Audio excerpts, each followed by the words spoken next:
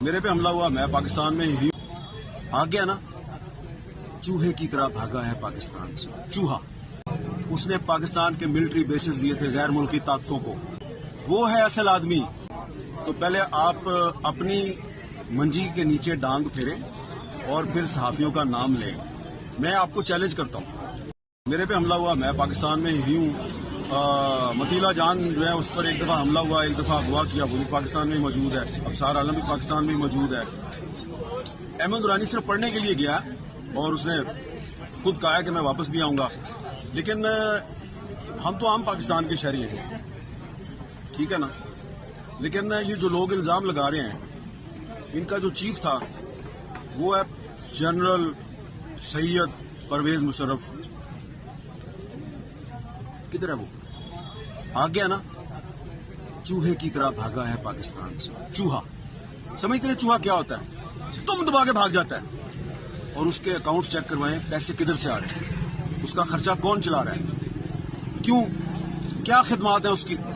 اس نے پاکستان کے military bases دیے تھے غیر ملکی طاقتوں کو، اس نے پاکستان کے مفادات کا سودا کیا تھا۔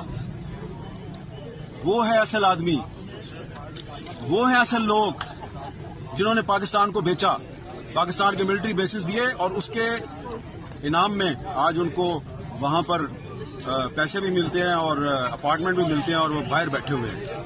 تو بتائیں نا، کون سا پاکستان کا صحافی ہے جو پرویز مشرف کی طرح پاکستان کے سے باہر بغیر کسی نوکری کے بیٹھا ہوا ہے اور اس کے اکاؤنٹ میں پیسے بھی آتے ہیں؟ ہے کوئی بھی نہیں ہے۔ تو پہلے آپ اپنی منجی کے نیچے ڈانگ پھیریں اور پھر صحافیوں کا نام لیں۔ میں آپ کو چیلنج کرتا ہوں کہ میرے ساتھ کسی بھی ٹی وی چینل پہ لائیو ڈیبیٹ کر لیں، میں ثابت کروں گا کہ آپ پاکستان میں بیٹھ کر آپ اسرائیل کے مفادات کا تحفظ کرتے ہیں، آپ انڈیا کے مفادات کا تحفظ کرتے ہیں، آپ امریکہ کے مفادات کا تحفظ کرتے ہیں، آپ پاکستان کے بیسز غیر ملکی طاقتوں کو دیتے ہیں۔ کب شروع کیا آپ نے کام؟ ایوب خان کے دور سے آپ نے بڑا بیر کا اڈا جو ہے وہ امریکہ کو دیا، اور پرویز مشرف نے شمسی ایئر بیس جو ہے وہ امریکہ کو دیا۔ آپ سودے بازی کرتے ہیں پاکستان کی، صحافی نہیں کرتے۔ تو ثبوت کے ساتھ بات کریں، ہم بھی ثبوت کے ساتھ آئیں گے۔ ہمت ہے تو لائیو ڈیبیٹ کر لیں میرے ساتھ۔ یہاں پر کچھ ایسے چہرے بھی مجھے نظر آ رہے ہیں جو ماضی میں اسد طور کی طرح تشدد کا نشانہ بنے، ان پر حملے کیے گئے، ہم نے اسی طرح مظاہرے کیے، اسی جگہ پہ کھڑے ہو کے مظاہرے کیے اور مقدمات درج ہوئے، لیکن کوئی نتیجہ برآمد نہیں ہوا۔ اب ایک کریلا اوپر سے نیم چڑھا۔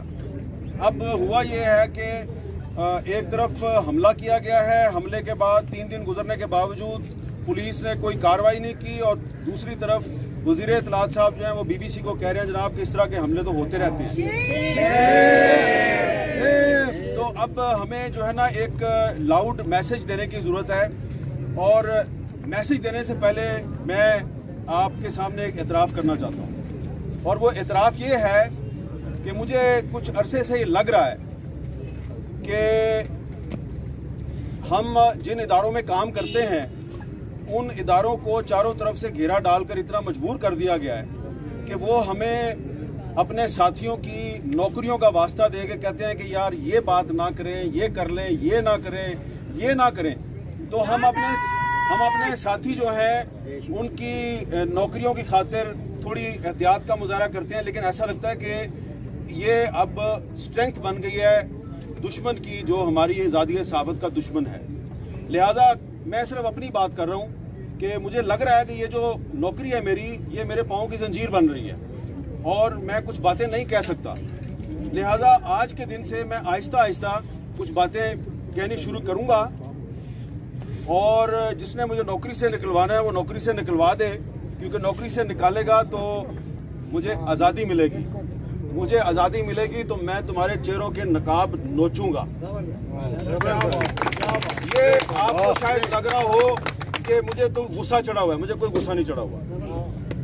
غصہ اس لیے نہیں چڑھا ہوا کہ یہ جو نوجوان میرے ساتھ کھڑا ہے، پہلے آپ نے اس کو مارا، اس کے گھر میں گھس کے مارا، اور پھر آپ نے ایک دوسرے کو ٹیلی فون کالیں کی اور پرسنل میٹنگز میں کہا ہم نے گھر میں گھس کے مارا۔ تو اگر تم اتنے بہادر ہو तो घर में घुस के मारते हो, जिसमें उसकी मदद के लिए सिवाय उसके तोते के और कोई भी नहीं था। तो इतने मर्द के बच्चे हो, इतने बहादुर हो, तो सीना तान के कहो ना, हाँ जी मैं इसके घर में घुसा हूं।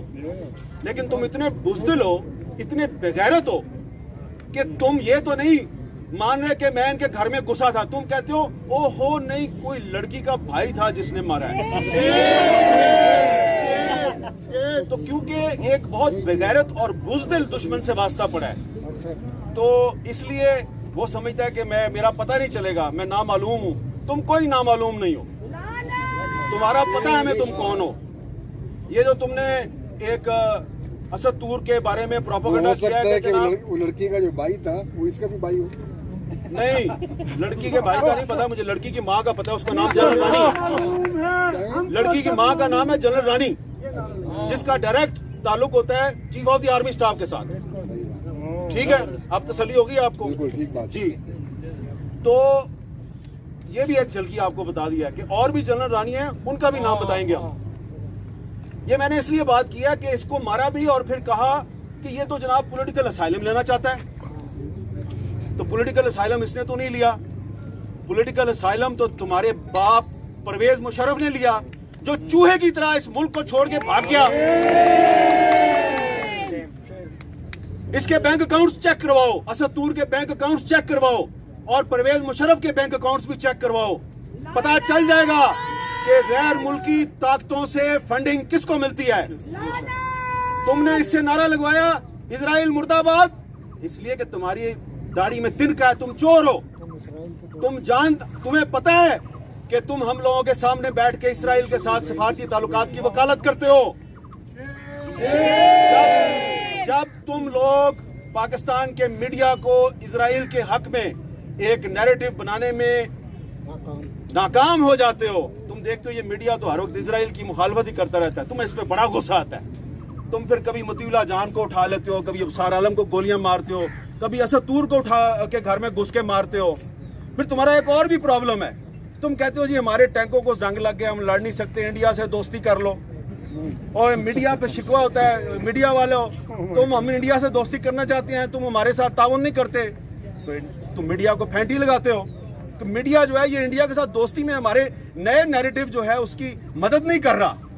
तो इजराइल के मामले पर और इंडिया के मामले पर ये मीडिया जो है ये उस नैरेटिव पे खड़ा है जो पाकिस्तान के अवाम का नैरेटिव है, जो कायदे आज़म मोहम्मद अली जिन्ना का नैरेटिव है। हम उसी नैरेटिव पे खड़े रहेंगे।